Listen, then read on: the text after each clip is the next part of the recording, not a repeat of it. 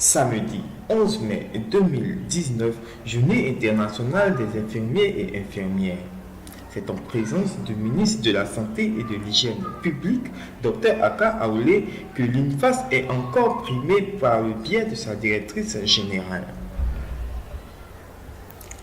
Le ministre, prenant la parole, a rassuré les infirmiers et infirmières de Côte d'Ivoire quant à la disponibilité de leur ministère à accompagner les initiatives tendant à rabaisser le taux de mortalité en Côte d'Ivoire. Madame la directrice des soins infirmiers et maternels, Madame la directrice de l'INFAS, Madame la marraine de l'autre branche, chère sœur Soro Adomoma, Madame la présidente du comité d'organisation, présidente de l'association de la plateforme des infirmiers et infirmières, Monsieur l'invité spécial dans le corps, chères infirmières, chers infirmiers, chers étudiants, mesdames et messieurs de la presse, distingués invités. Après la journée internationale de la sage-femme qui nous a permis, le samedi 4 mai 2019 à Korogo, de rendre tous les honneurs au corps de métier qui donne la vie. La célébration ce jour, la journée internationale des infirmiers et infirmières nous offre l'occasion de célébrer cet autre corps de métier sur lequel repose le dispositif des soins de notre système de santé. C'est à juste titre que sur les quelques plus de 30 000 agents de santé dont dispose notre secteur public en termes de capacité humaine en santé, les infirmiers et infirmières en constituent plus de la moitié. Aucun soin de santé, et dit bien aucun soin de santé ne peut échapper au péril infectieux s'il n'est marqué du sceau de l'expertise reconnue des infirmiers et infirmières. Le but de la santé ne peut donc que se réduire de cet honneur qui est fait à ce corps de métier, de toute évidence le plus proche des usagers. Je me félicite par conséquent de la mobilisation quantitative et qualitative apportée par les autres corps de métier du secteur de la santé à laquelle ont bien voulu s'associer nos partenaires nationaux et internationaux. Vous me permettez de saluer de prime abord le représentant résident de l'OMS, Dr Jean-Marie Vianney Yameogo, parrain de cette cérémonie, mais je pense qu'il a trouvé l'autre mot, pas de cette cérémonie, mais parrain perpétuel des infirmiers, pour avoir non seulement accordé son parrainage, mais aussi de nous faire l'honneur de sa présence. Monsieur le représentant résident de l'OMS, votre présence en cette occasion, comme en d'autres occasions, nous réjouit à plus d'un titre. D'abord en votre qualité de représentant résident de la plus grande institution de santé dans le monde, puis en tant que parrain de cette journée que dis-je, parrain de la plateforme des infirmiers et sages-femmes. Et infirmières, c'est la même chose. Monsieur le représentant résident de l'OMS, je salue surtout votre disponibilité. C'est une qualité fondamentale pour qui veut bien faire. Ces gestes ne me surprennent guère tant vous nous avez habitués à nous servir votre don de soi. Plus que partenaire technique du système des Nations Unies, vous êtes devenu un copropriétaire de notre système de santé. Ce sentiment, croyez-le, je l'avais intégré dès la rencontre avec les partenaires quand j'avais initié à l'Institut d'hygiène une rencontre d'un papier de service. Nous venions dès lors de sceller la nouvelle orientation de notre système de santé à laquelle j'adhère fermement. Merci, monsieur le représentant résident de l'OMS, pour votre total engagement. Je tiens également à saluer chaleureusement Madame la marraine des sages-femmes Soro Natogoma, ma petite sœur, saluer M. l'adjoint au maire de Korogo, saluer Madame la directrice de l'INFAS, et je souhaite la bienvenue à l'invité spécial, M. Dan Lecoq. Il m'est particulièrement agréable de remercier les partenaires qui ont accepté d'accompagner la plateforme des organisations professionnelles, des infirmières, des infirmiers de Côte d'Ivoire dans la réalisation de son projet. Je salue la présence de tous les infirmiers et infirmières à ce rendez-vous. Il est célèbre afin d'achever de convaincre sur tout le bien que la communauté tout entière pense d'eux. Il me soit permis ici d'adresser mes vives félicitations à la plateforme qui a emboîté le pas à leur collègue du monde pour célébrer cette journée. Distingués invités, mesdames et messieurs, la journée internationale des infirmiers et infirmières nous offre l'occasion de rendre l'hommage qui se doit à ce corps de métier. Je suis persuadé que cette journée aurait pu revêtir toute la splendeur nécessaire et démontrer toute sa maturité si nous avions pu atteindre avant sa célébration tout le processus portant ordre national des infirmiers diplômés d'État. Sans vouloir m'étaler sur ce projet en cours, qui, j'en suis certain, vous tient à cœur à pouvoir applaudir lorsque tout à l'heure, votre président l'a posé comme doléance, c'est là que vous avez le plus applaudi. J'ai pu vous affirmer, infirmière, et vous rassurer que déjà d'importantes étapes ont été franchies sur ce dossier, car le gouvernement veille au quotidien et attache une importante capitale à ce projet. Voyez-vous, en 9 mois, il n'est pas possible de régler tous les problèmes. Vous êtes d'accord avec nous? Mais nous savons que vous avez besoin d'un ordre professionnel pour mettre de l'ordre dans votre noble profession. N'hésitez pas, donc. Faites-nous confiance. Faites-nous confiance et surtout, pas de grève avant. La fin du dénouement est proche. Beaucoup de textes sont acceptés au niveau du gouvernement, du secrétariat général, attendent d'être transmis au Parlement. Beaucoup même de textes sont au Parlement, mais vous connaissez la situation du Parlement qui nous-mêmes n'est pas prêt. Donc aujourd'hui, ce n'est pas tellement la responsabilité du gouvernement, encore moins celui de votre ministre de la Santé. La fin du dénouement est proche. Je vous demande tout simplement de persévérer, car c'en est désormais une question de respect de l'agenda du gouvernement. S'agissant de vos collègues incarcérés à la prison de Gagny, au nom du respect de la séparation des pouvoirs, je me garde d'intervenir publiquement sur cette affaire, car à tout le moins, sachez que nous agissons à titre humanitaire. Car, voyez-vous, je regarde avec le garde des Sceaux, ministre de la Justice, des relations de complicité positive. C'est assurément l'un des ministres qui répond très facilement à nos préoccupations. Mais la justice est là. Il faut que nous en tenions compte. Et justice ou injustice, si vous le préférez, faisons notre.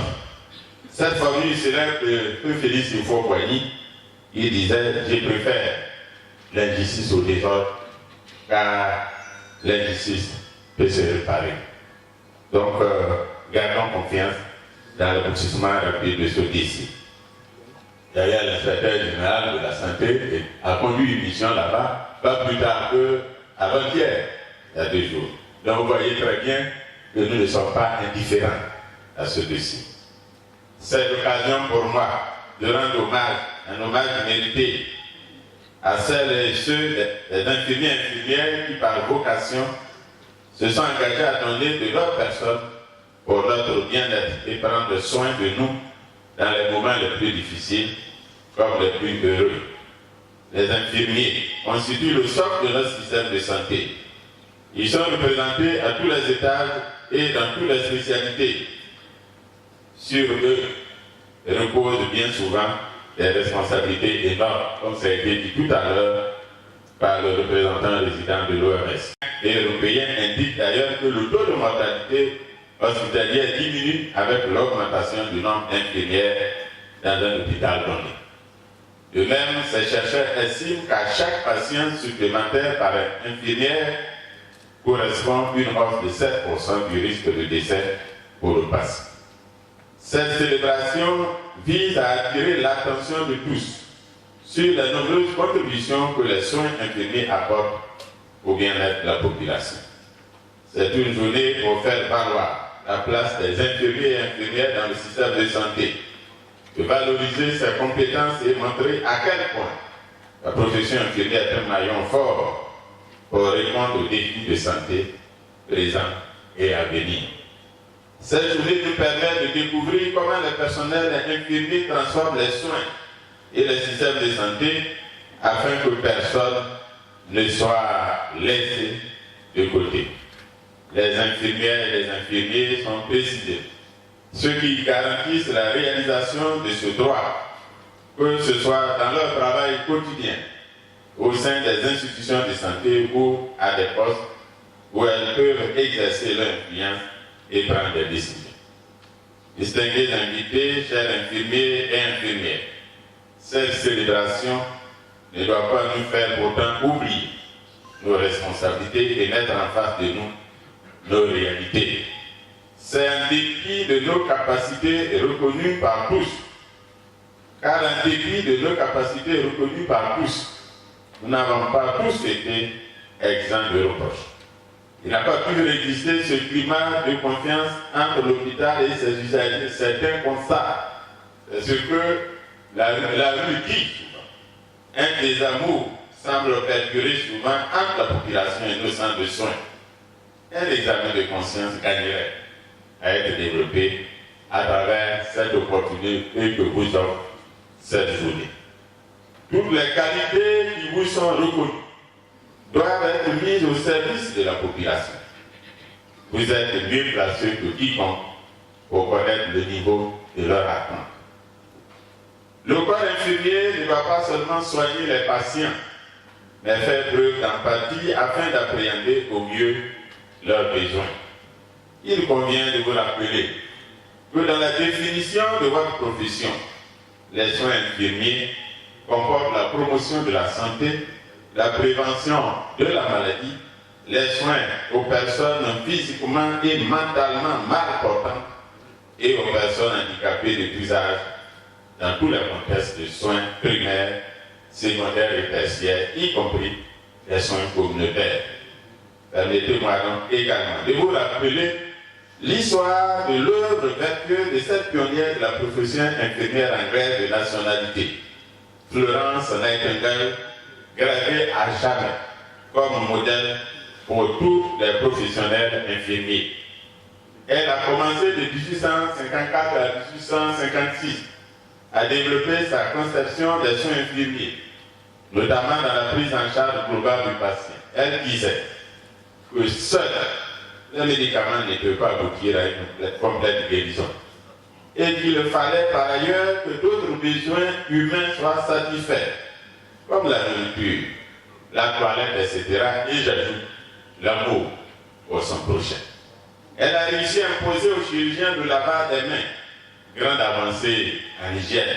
C'est pour ça que notre ministère s'appelle ministère de la Santé et de l'Hygiène publique. Elle était surnommée la dame à la lanterne, car elle veillait la nuit et réconfortait les blessés de guerre. Elle supposait que sa présence et son réconfort, sa présence, aidaient les blessés à guérir. De par ses actions, nous avons assisté à la baisse de façon drastique de la mortalité des blessés sur les champs de bataille. Quel bel exemple, quel modèle à suivre, chers infirmiers et infirmières.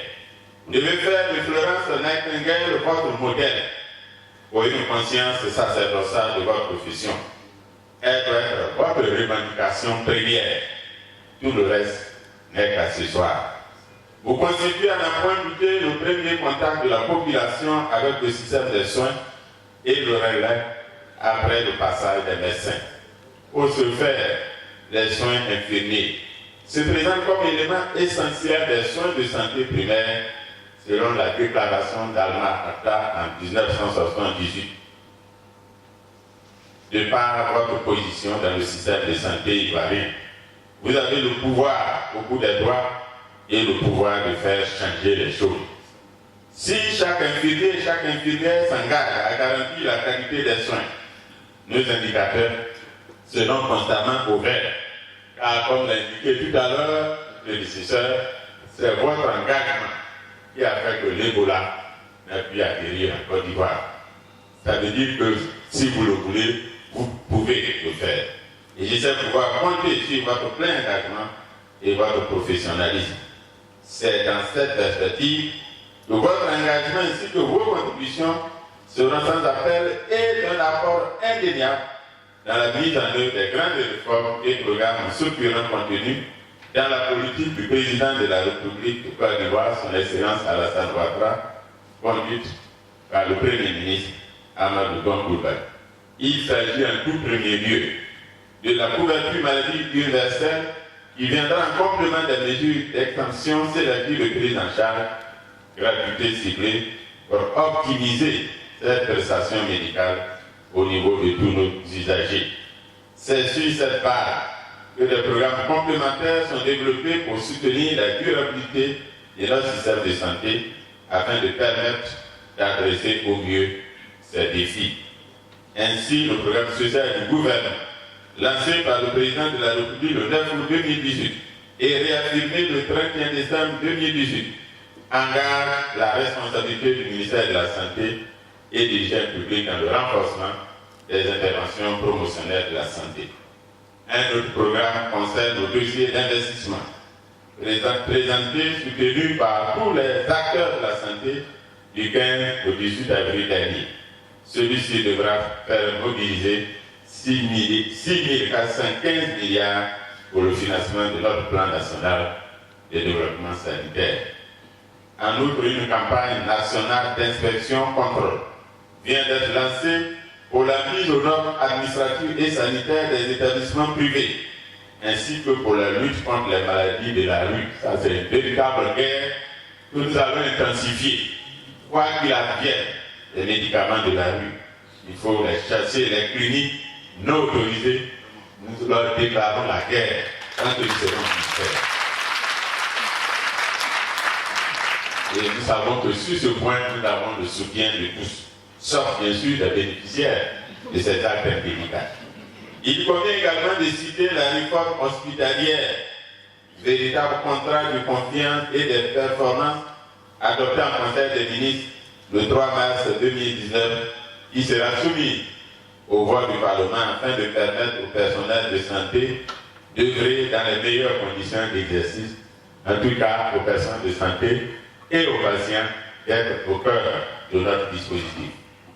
Chers infirmiers et infirmières, sans aucun doute, le thème de votre journée qui porte sur la profession infirmière, une voix forte pour diriger la santé pour tous, couplée du soutien, la qualité des soins et la sécurité des patients, infirmiers et infirmières, prenons un engagement pour la réduction de la mortalité maternelle, infantile et néonatale, s'inscrit parfaitement dans cette politique du président de la République. Cette thématique que nous engage, vous engage à tous à l'action. En effet, le corps des infirmiers et infirmières ne saurait conduire au mieux cet engagement national sans le soutien de tous. Nous devrions être capables de générer cette retombée positive attendue par tous en apportant aux infirmiers le soutien moral et matériel dont ils ont besoin. Et c'est ce soutien moral que nous vous apportons ce matin. Le but est avant tout de renforcer le leadership infirmier-infirmière et de sensibiliser les différents acteurs sur le rôle éminent que jouent les infirmiers et infirmières dans le secteur hospitalier et dans la médecine libérale. Chers collaborateurs, chères collaboratrices, je ne saurais conclure cette adresse sans vous confier tout l'attachement que je porte. Cette énième distinction est la preuve que notre institut est bien sur la voie de l'excellence.